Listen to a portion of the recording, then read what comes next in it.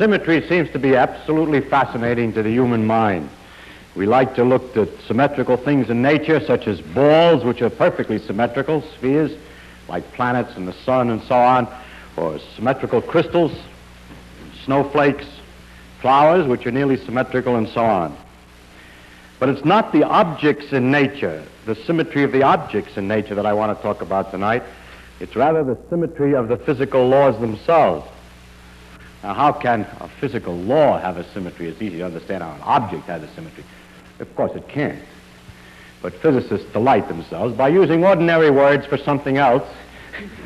And so in this case, they have a thing about the physical laws which is very close to symmetry of objects. And they call it the symmetry of the laws. And that's what I'm going to talk about. To show how close it is, I ask for a definition of symmetrical. What is a symmetry? If you look at me, I'm symmetrical right and left, apparently at least. A vase can be symmetrical that particular way or in other ways. How can you define it? Well, Professor Weil, a mathematician, gave an excellent definition of symmetry. It's this. As I am left and right symmetric, that means that if you put everything that's on this side, and vice versa, if you just exchange the two sides, it'll look exactly the same. Or, for instance, a square has a symmetry because if I turn, a special kind, if I turn it around to 90 degrees, it still looks exactly the same.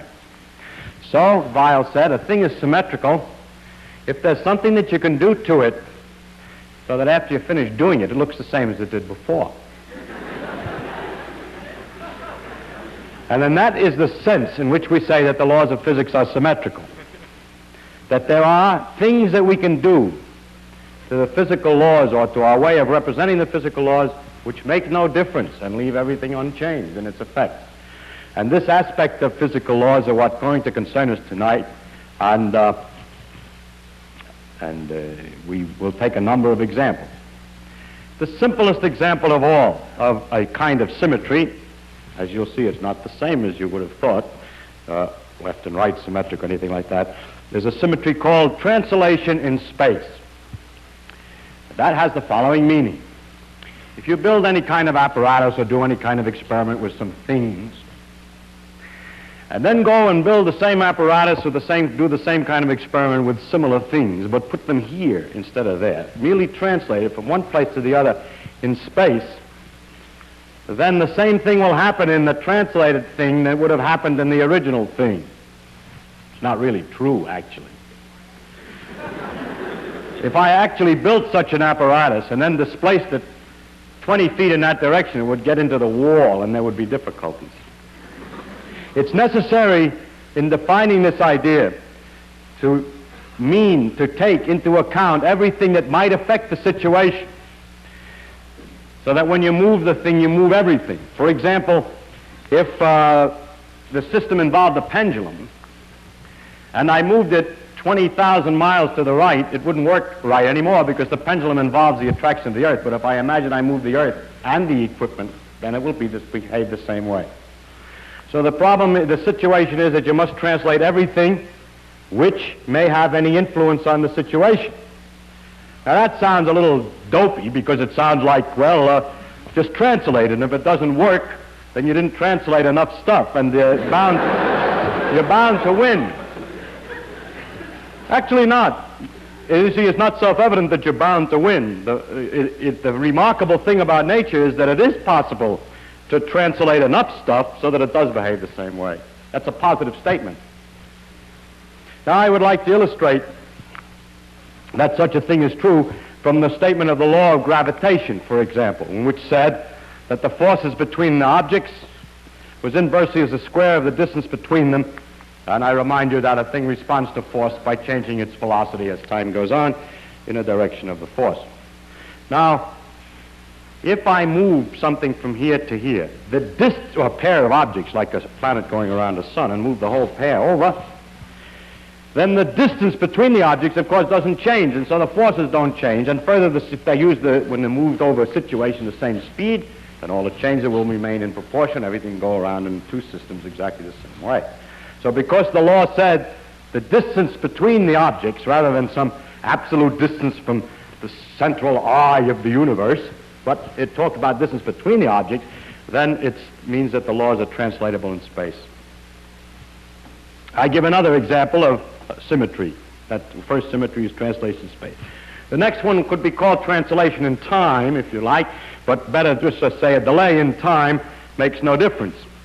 If we start a planet going around the sun in a certain direction as it goes around, and if we start it all over again 2 hours later, or say 2 years later, with another beginning, starting the planet and the sun going on the same way, it'll behave in exactly the same way.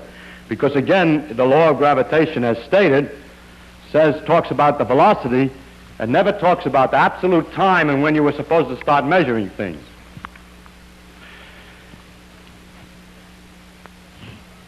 In this particular example, we are really not sure. When we discussed gravitation, we talked about the possibility that the law of the force of the gravity changed with time. Now, this would mean that the translation in time was not a valid proposition, because if the constant of gravitation is weaker 1 billion years hence than now, then it isn't true that the motion will be exactly the same for an experimental sun and planet a billion years from now as it is now. But as far as we know today, all the law, I've discussed only the laws as we know them today. I wish I could discuss the laws as we will know them tomorrow, but I cannot. But as far as we know, a delay in time makes no difference. Actually, we know that isn't really true. That's true for what we now call the physical laws. But one of the facts of the world, which is very different, well, which is maybe very different and maybe not different than a physical law, is the fact that it looks like the universe had a definite time of beginning, that everything is exploding apart.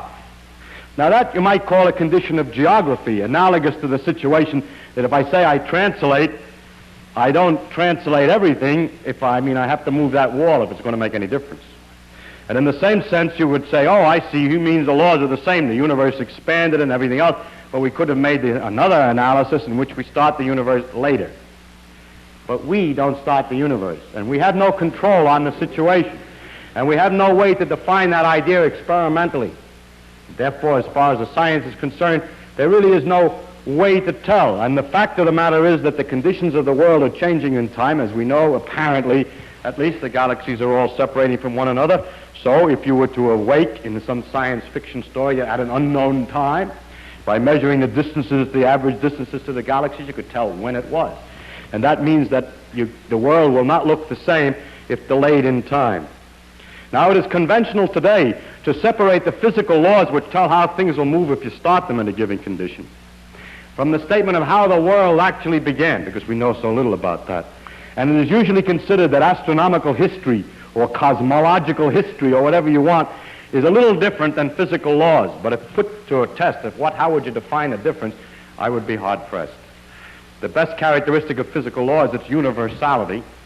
And if there's anything universal about the thing, it's the universal expansion of all the nebulae. So I have no way of defining that. But if I restrict myself to disregard that matter, then as far as the other physical laws are known, and the law that determines how the thing expands, the cause of it and so on, is not known, if you take only the physical laws that are known, a delay in time makes no difference. Now we take some other examples, and another is a rotation in space, a fixed rotation. If I build a piece of equipment and do some experiment with a piece of equipment built here, and then take another one, better translate it so it doesn't get in the way, here, but turn it so that all the axes are a different direction, it'll work the same way. Again, we have to turn everything that's relevant. If the thing is a grandfather clock and you turn it this way, well, the pendulum will just sit up against the wall of the can, it won't work. But if you turn the Earth too, as is going on all the time, it still keeps working all right. The mathematical description of this possibility of turning is a rather interesting one, because to describe what goes on in the situation, we like to use numbers to tell where something is. They're called the coordinates of a point, and we use, for instance, sometimes 3 numbers to do it. How high it is above some plane, how far it is in front of me, say, and back is the negative numbers, and how far to the left. Suppose I did that, and I'm not going to worry about up and down, because for rotations I just have to use 2 of these 3. Let's call the distance this way x in front of me, and y is how much to the left. And I can locate any body by telling how far he is in front, how far to the left. Those who come from New York City will know that the street numbers work that way very neatly, but until they began to change the name of 6th Avenue. Now, the mathematical idea about the turning is this, that if I'm set at a somewhat different angle and make my calculations, then what's directly in front of me at distance x is a mixture. Let's say there's a man over here, you, who's standing this way and making his analysis, and me standing this way and making my analysis. When I measure distance x, if I go straight out at x and don't change to the right or to the left, you see that that line is a mixture of some of your xy business and some of the y. So that the connection, the transformation is that x gets mixed into x and y gets mixed into y and x, and that the laws of nature shall be so written that if you make such a mixture and resubstitute it in the equations will not change their form. That means that's the mathematical way in which the symmetry appears.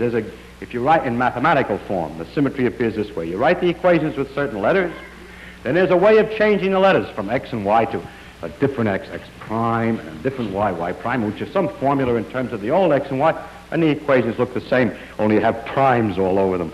That just means that the man will see the thing behaving in this apparatus the same way as I see it in mine, which is turned the other way. I'll give another example. This example is very interesting. It's a question of uniform velocity in a straight line. It is believed that the laws of physics are unchanged under the symmetry, under the operation of making a uniform velocity in a straight line. This is called the principle of relativity. If we have, for instance, a spaceship, and we have an equipment in it that's doing something, and we have another equipment down here on the ground, and the spaceship is going along at a uniform speed, then inside the spaceship, somebody watching what's going on can see nothing different than the man that's standing still in his apparatus in there. Of course, he looks outside, or he bumps into an outside wall, or something like that. It doesn't matter. But insofar as he's moving at a uniform velocity in a straight line, the laws of physics look the same to him as it do to me, who is not moving. Since that's the case, I cannot say who's moving. Now, I insist and emphasize here something before we go any further, that in all of these transformations and all of these symmetries, we are not talking about moving the whole universe. Just like the case of the time, I could imagine I moved all the times in the whole universe, but that doesn't make any difference. There'd be no content to the statement that if I took everything in the whole universe and moved it over, it would all behave the same way.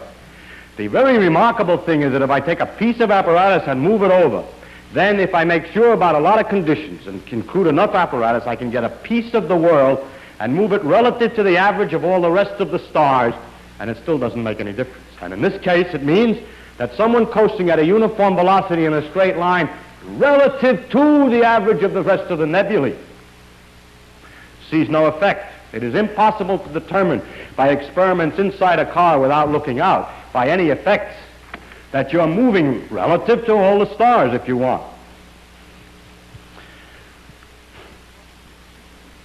This proposition was first stated by Newton.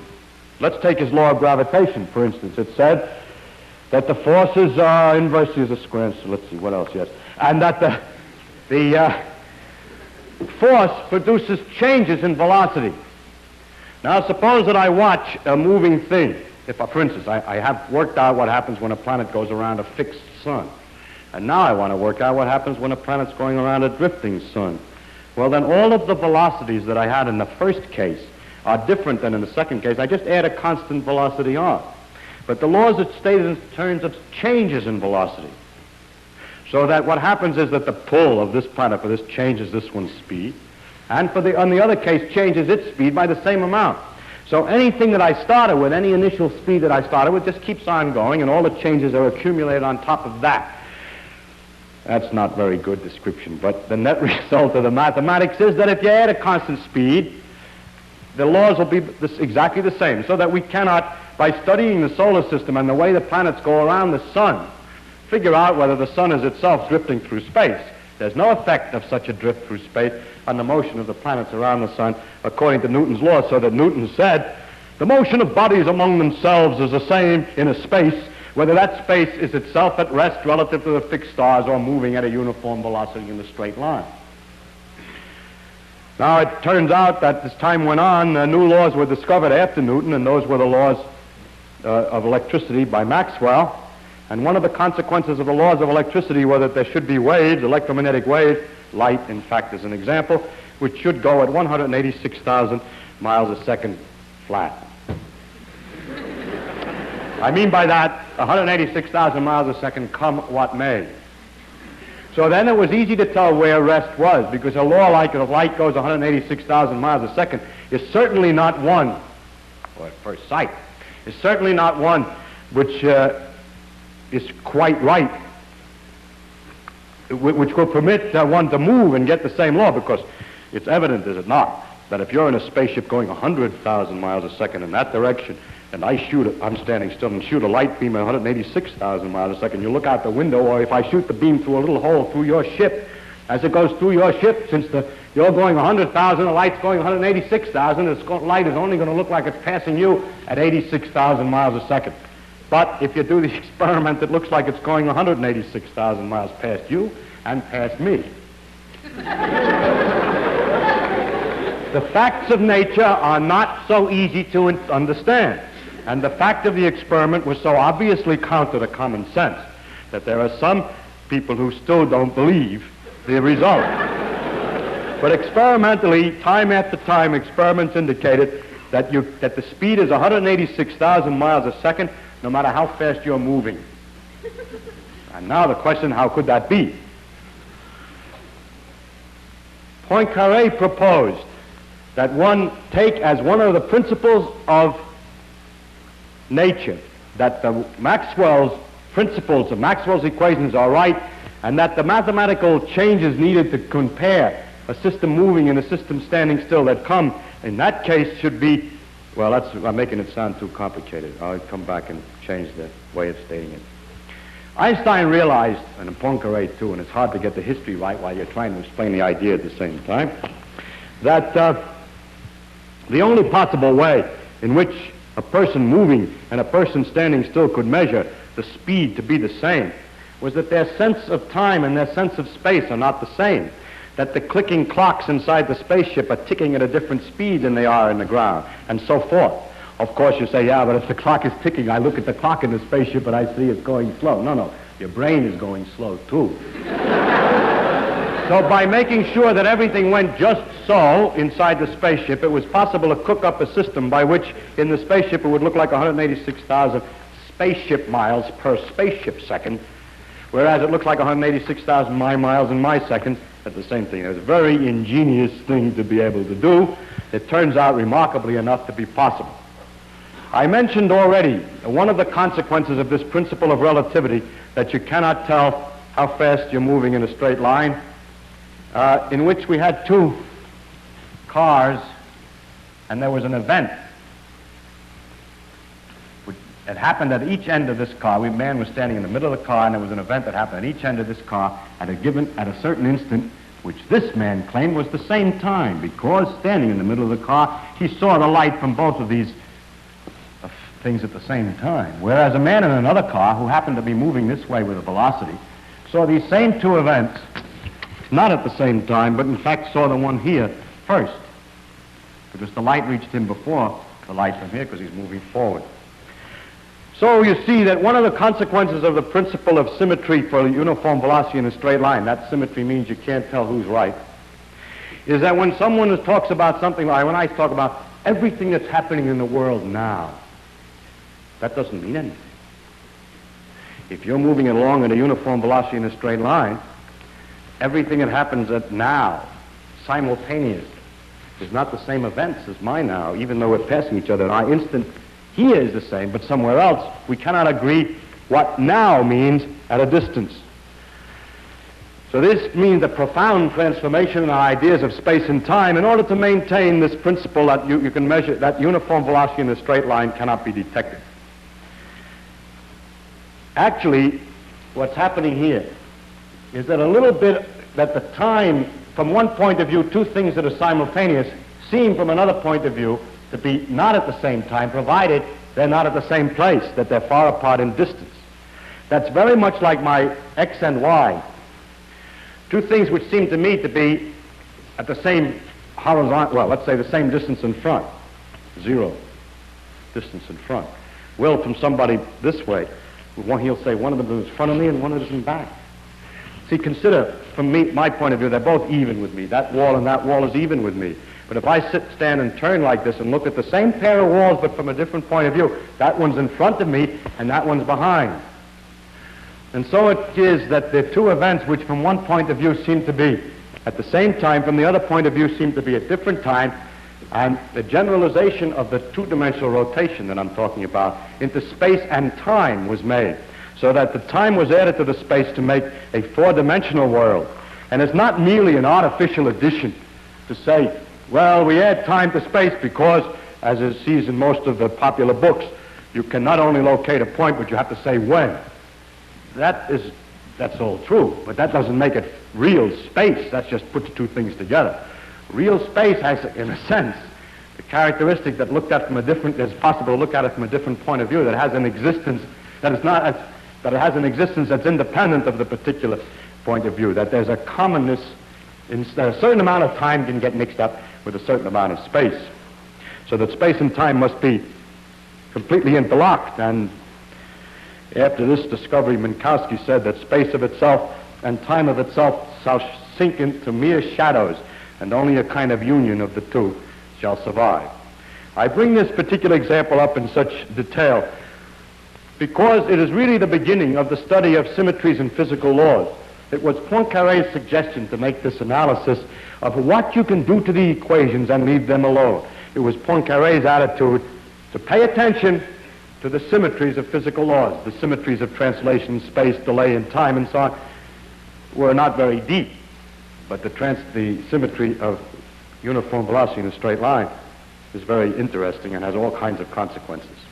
Furthermore, by these consequences were extendable into laws that we did not know. By guessing that this principle is true for the disintegration of a mu meson, we don't know why the mu meson disintegrates in the first place. We can tell a lot about it by the proposition that we can't use mu mesons to tell how fast we're going in a spaceship either. And that tells us something, at least, about the mu meson disintegrations.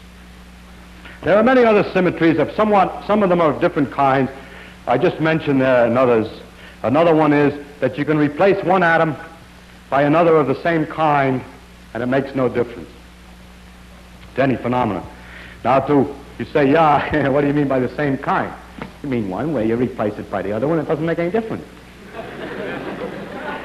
It looks like physicists are always talking nonsense in a way, isn't it?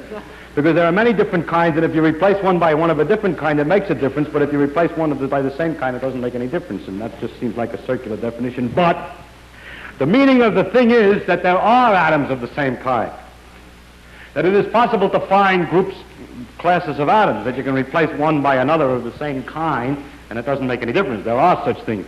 Since the number of atoms in any little tiny piece of material is 1 followed by 23 noughts or so, it's very important that they're the same, that they're not all different kinds. And it's really very interesting that we can classify them into a limited number of a few hundred atoms, so that the statement that we can replace one atom by another of the same kind has a very great amount of content. It has the greatest amount of content in quantum mechanics, and it is impossible for me to explain how, partly, but only partly because this is an audience that is mathematically untrained. It's quite subtle anyhow. But in quantum mechanics, the proposition that you can replace one atom by the same kind has marvelous consequences. It produces peculiar phenomena in liquid helium, the liquid that flows through pipes without any resistance, just coasts on forever.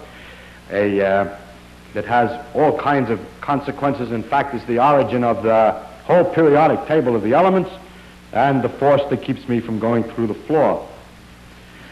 But I can't go into that particular thing, but I want to emphasize the importance of looking at these principles. By this time, you're probably convinced that all the laws of physics that are symmetric under any kind of change whatsoever. So I have to give a few ones that don't work. First one, change of scale.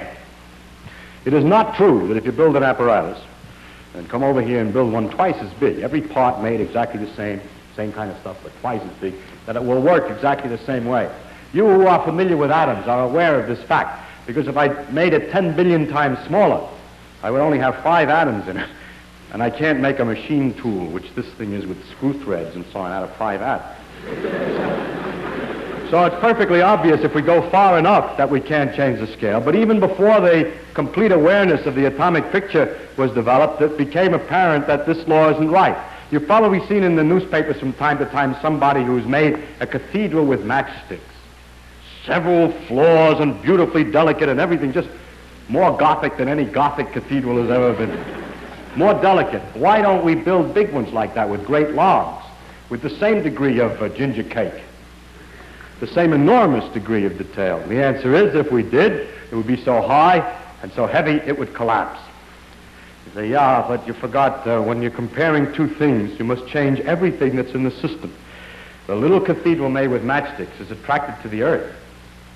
So to make the comparison, I should make the big cathedral attracted to an even bigger earth. Too bad. A bigger earth would attract it even more, and the sticks would break even more surely. This fact that the laws of physics were unchanged under scale was first discovered by Galileo. He argued in discussing the strength of rods and bones.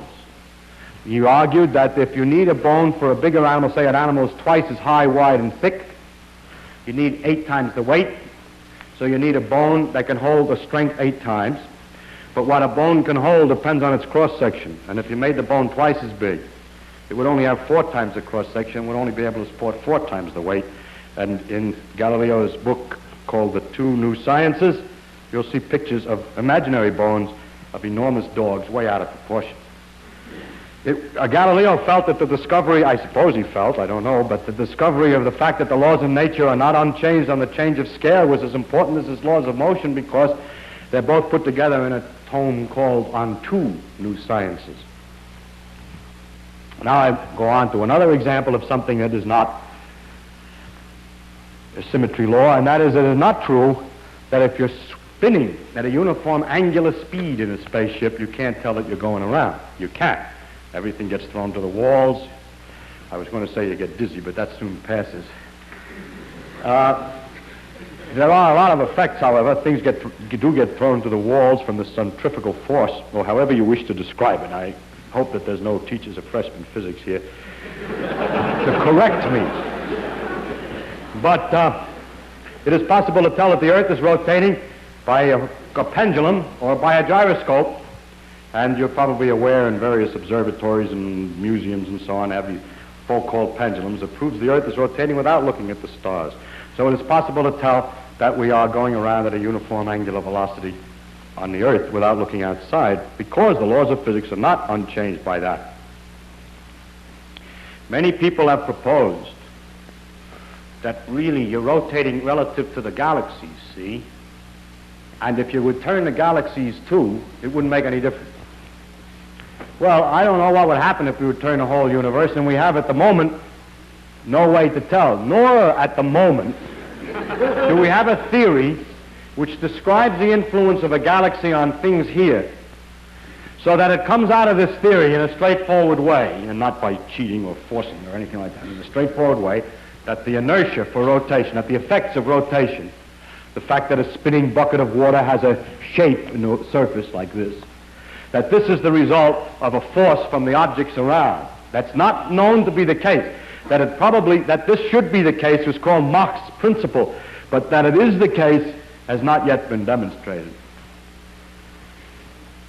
But the real question is, the more direct experimental question is that if we're rotating at a uniform velocity relative to the nebulae, do we see an effect? The answer is yes. If we're moving in a spaceship at a uniform velocity in a straight line relative to the nebulae, do we see an effect? The answer is no. 2 different things. So don't say all motion is relative. That's not the content of relativity. Relativity says that uniform velocity in a straight line is undetectable. Relative to the nebulae is undetectable.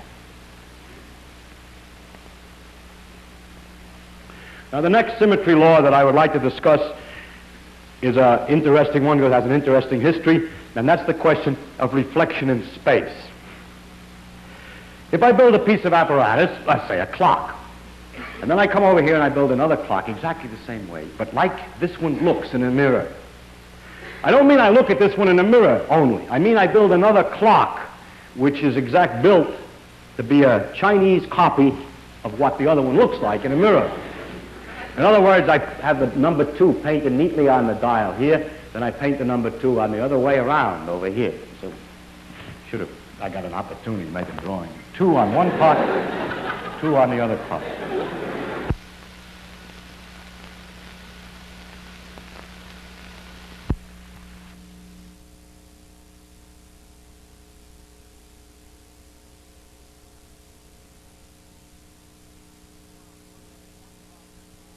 Which is wound one way in one clock is wound in the corresponding opposite way in the other clock. They match each other like 2 gloves, right and left. Now we wind up the 2 clocks. We set them in corresponding positions. I was going to say the same, but we set them to the mirrored positions, and we let them tick. Question, will they always agree with each other? Will all of the machinery of the clock go in the mirror image of the other one? And I don't know what you would guess about that. You probably guess it's true, and most people did guess it was true. Of course, we're not talking about geography. We can distinguish right and left by geography. We can say that if we stand in Florida and look at New York, the ocean is on the right, and that distinguishes right and left. And if the clock involves the water of the sea and then New York and so on, then it wouldn't work if you built it the other way, because its tickler wouldn't get in the water. But what we have to imagine, of course, is that the geography of the earth is turned around too on the other clock. Anything that's involved must be turned around. Nor are we interested in history. For example, if you pick up a screw in a machine shop, the chances are it's right-hand thread. And you might argue the other clock isn't going to be the same as this one because it's harder to get the screws. But that's just a question of what kind of things we make. So that altogether, the first guess is that it doesn't make any difference. And it turns out that the laws of gravitation are such that it wouldn't make any difference if it worked by gravity. The laws of electricity and magnetism are such that if in addition it had electric and magnetic guts, currents and wires and whatnot, it would still vote. The corresponding clock would run the same. And if the clock involved nuclear reactions, ordinary nuclear reactions, to make it run, it wouldn't make any difference either. But it does make a little bit of difference. I'll come to what makes a difference in a minute, but the first possibility that may suggest itself to you, if you know anything much, you may have heard that it's possible to measure the concentration of sugar in water by putting polarized light through the water.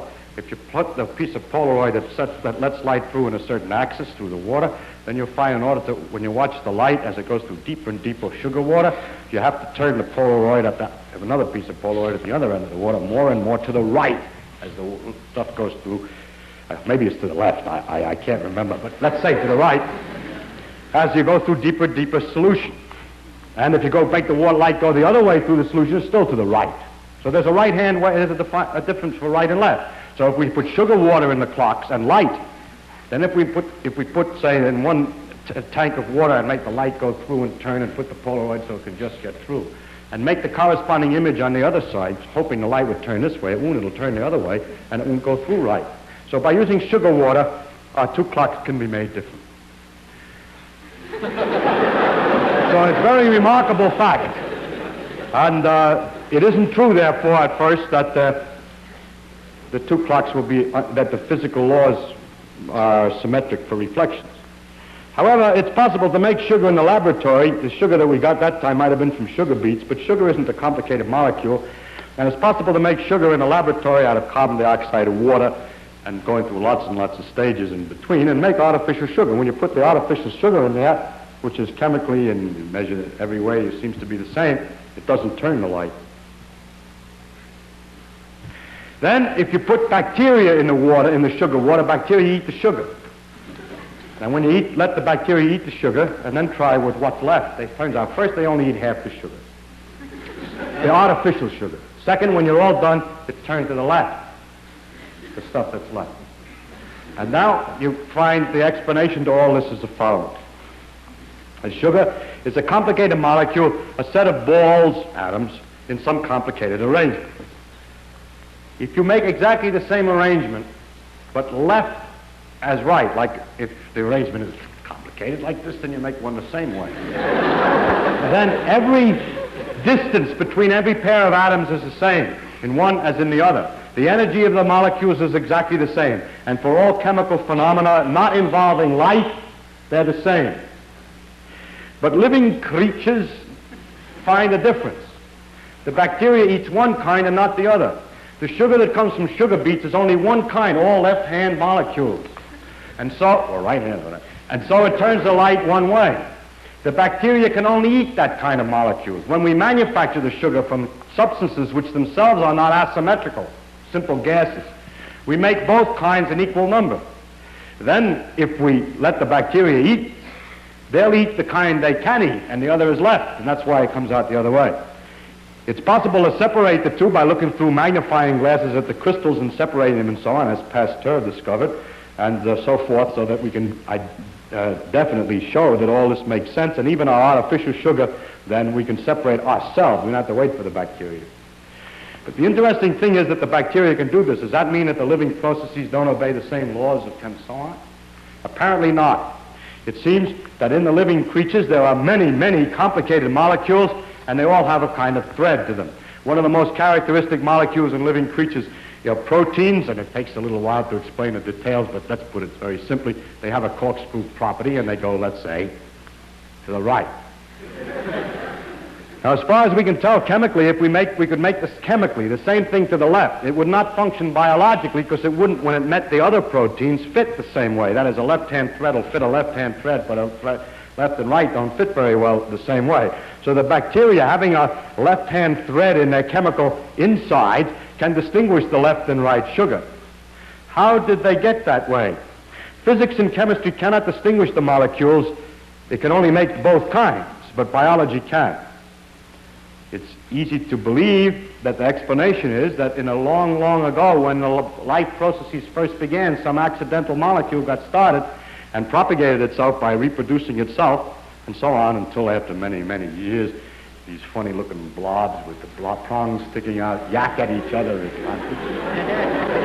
But they are nothing but the offspring of the first few molecules, and then the accident of the first few molecules that it happened to form one way instead of the other. It has to be one or the other. So the thing that reproduces itself is either left or right, and then it goes on and propagates this on and on. It's much like the screws in the machine shop. Use right-hand thread screws to make new right-hand thread screws and so on. So this is probably one of the deepest demonstrations of the fact that the protein molecules are exactly the same in all life. They all have exactly the same kind of thread. Is probably one of the deepest demonstrations of the uniformity of the ancestry of life, the common ancestry of all life, and from back, in fact, to the completely molecular level. Now, in order to test better this question about whether the laws of physics are the same right and left, we can put the problem to ourselves this way. Suppose that we were in telephone conversation with a Martian or an Arcturian or something. We don't know where he is, and we would like to describe things to him. We want to tell him about things. We say, well, how is he going to understand the words? So that's been studied very much by Professor Morrison here. And he has pointed out that one way would be to start out and say, tick, tick, 2, tick, tick, tick, 3, and so on. And pretty soon the guy would catch on to the numbers. And then to understand your number system, then you can write lots of numbers, and you could, for example, write a whole sequence of numbers that represents the weights, the proportional weights of the different atoms in succession. And then say hydrogen, 1.00, deuterium, and so on. And he would, after he sat down with all those numbers and piddled around a while, would discover that the mathematical ratios were the same as the ratios of the weights of the elements, and therefore those names must refer to elements. And so gradually you could, in talking to him, have a common language. In many ways, common. There are many. Now comes the problem. Suppose that he says, you fellas, after we get familiar with him, he says, you're very nice. Now I'd like to know what you look like. And you start out, well, we're about 6 feet tall. He says, 6 feet. How big is a foot? Well, it's very easy, you say. A foot, 6 feet tall, is 170,000 million hydrogen atoms high. Well, it's not a joke. It's a possible way of describing 6 feet to someone that has no measure. assuming that we cannot send them any samples, nor can we both look at the same object. We have to tell them how big we are, we can do it. That's because the laws of physics are not unchanged under a scale change. So we can use that fact, to use the properties of the scale to determine, you can use that fact to determine the scale. Well, here we describe ourselves after telling us 6 feet tall and we're so-and-so bilateral on the outside and we look like this and there are these prongs sticking out and all this. And he said, that's very interesting. What do you look like on the inside? So we describe a heart and so on, and we say, now put the heart in on the left side. Now the question is, how can we tell him which side is the left side? By what possible, you say, you take beet sugar, see, and you put it, in water, and it turns. Only trouble is he has no beets up there. Or we have no way of knowing whether the evolution, if it was even corresponding to the same proteins on Mars as here, whether the accidents of the evolution would have started with maybe the wrong-handed threads. So there's no way to tell. So after much thought, you see you can't do it. And so you conclude it's impossible. However, about 5 or 6 years ago, certain experiments indicated that they got reduced all kinds of puzzles. I won't go into detail. We got into tighter and tighter difficulties, more and more paradoxical situation, until somebody proposed, Li and Yang proposed, maybe the principle that right and left symmetry, that nature is the same for right and left, is not right. And that would help to explain a number of mysteries. And Li and Yang proposed some more direct experiments to demonstrate this, and I'll just mention the most direct of all the experiments. The easiest way to tell was an experiment done. Well, there were several first experiments which were quite clear, but the one that's easiest to explain is this. Now, when we have a radioactive disintegration, in which an electron and a neutrino are emitted, for example, this is one that we talked about before, electron and antineutrino. Or this is a neutron disintegrating into a proton, electron, and an antineutrino. Or the corresponding thing can happen to a neutron and a nucleus. Anyway, there are many radioactivities in which the charge of the nucleus increases by 1 and an electron comes out. The thing that's interesting is that if you measure the spin, electrons are spinning as they come out. If you measure the spin, you find out that they're spinning to the left. That is a definite significance, that the electron, when it comes out of the disintegration, is turning this way. And that helical description is a left-hand thread. It's as though, in the beta decay, the gun that was shooting out the electron were a rifled gun. And there's 2 ways to rifle a gun, because there's a direction, out. And then there's a question, do you turn it this way or that way as you go out?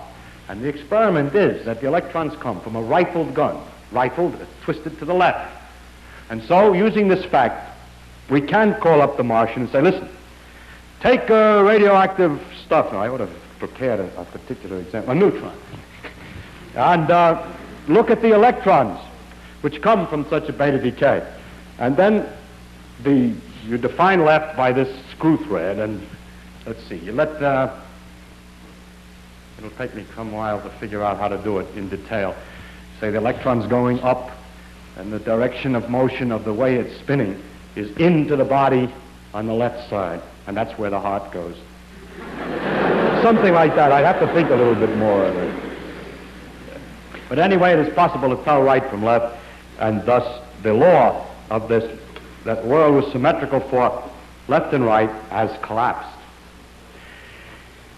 Every conservation law has, well, the next thing I would like to talk about is the relationship of conservation laws to symmetry laws. We last time talked about conservation principles, conservation of energy, of momentum, angular momentum, and so on. Now we're talking about symmetry laws. It's extremely interesting that there seems to be a deep connection between the conservation laws and the symmetry laws. This connection has its proper interpretation, at least as we understand it today, only in the knowledge of quantum mechanics. Nevertheless, I will show you the following, that if I will try to explain the following, that if we will assume that the laws of physics are describable by a minimum principle, that the paths are taken so that some quantity is least, an idea I described once before. If we add that the laws of nature come from a minimum principle, then we can show that if the law is such that you can move all the equipment to one side, in other words, if it's translatable in space, then there must be conservation of momentum. That there's a deep connection between the symmetry principles and the conservation laws, but that connection requires that the minimum principle be assumed. You remember at one time we discussed the one way of describing physical laws by saying that a particle goes from one place to another in a given length of time by trying different paths, and the actual path taken has this property, that there's a certain quantity, which unfortunately happens to be called the action, which is not to be taken to signify anything because it's got nothing to do with action.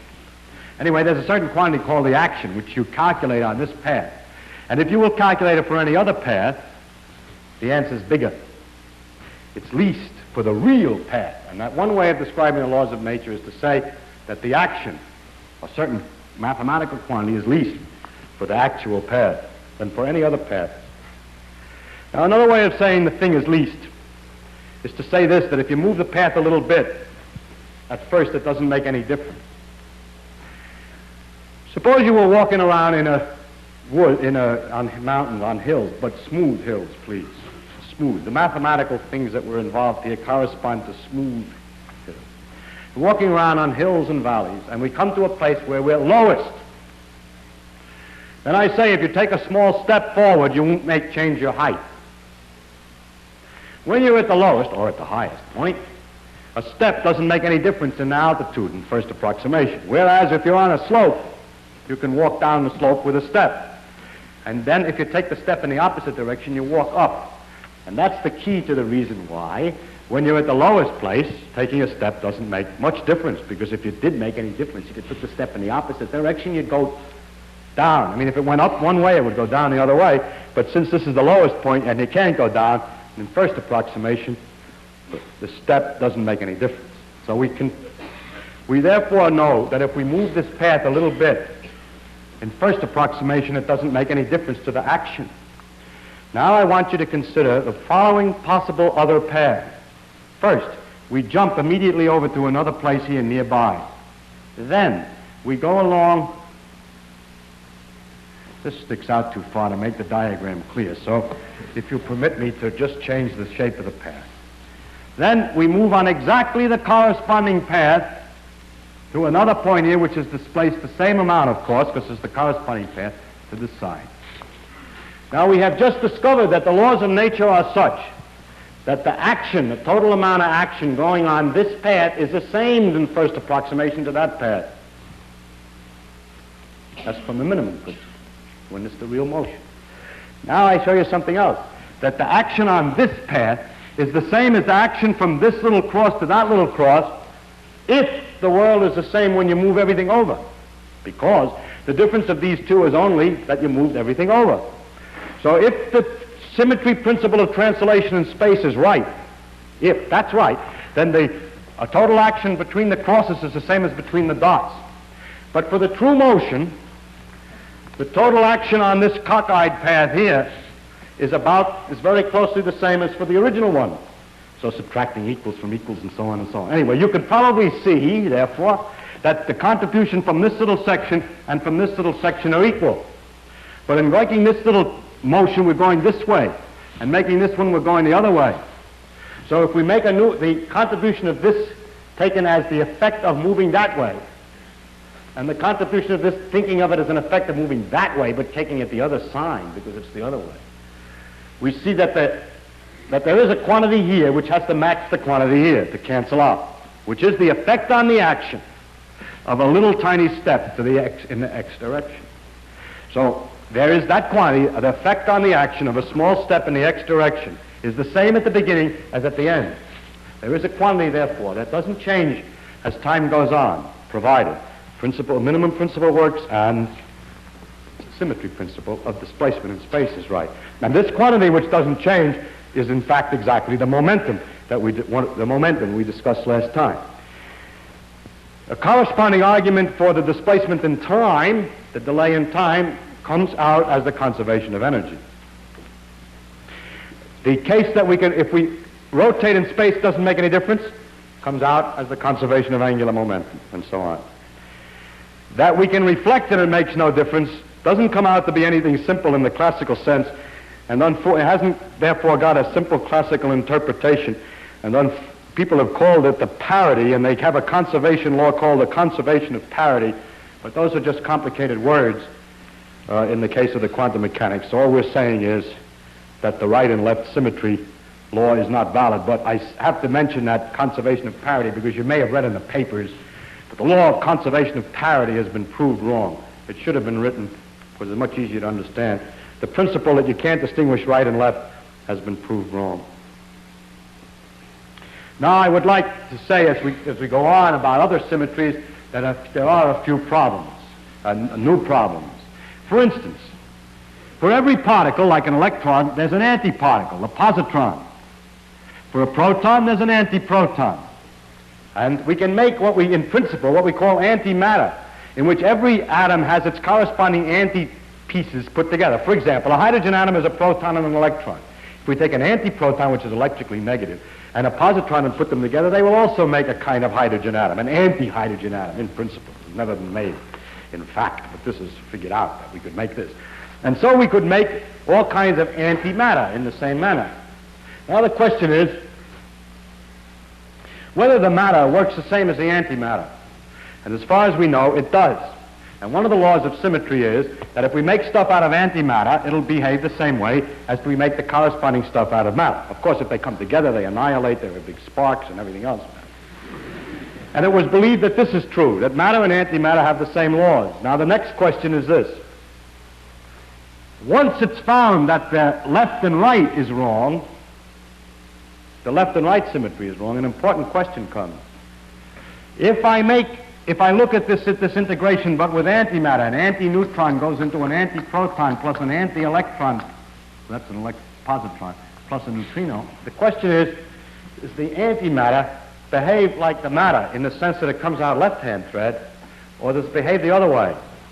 And it turns out, we think up until a few months ago, that it behaves the opposite way, and that the antimatter behaves like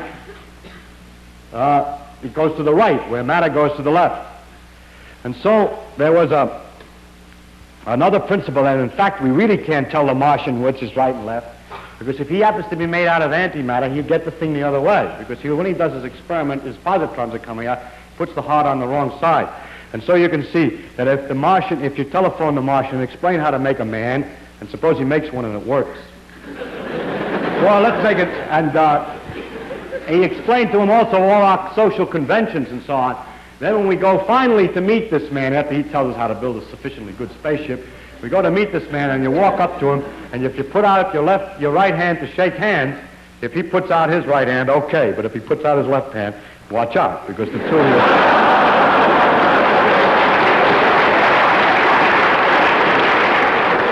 the two of you will annihilate with each other.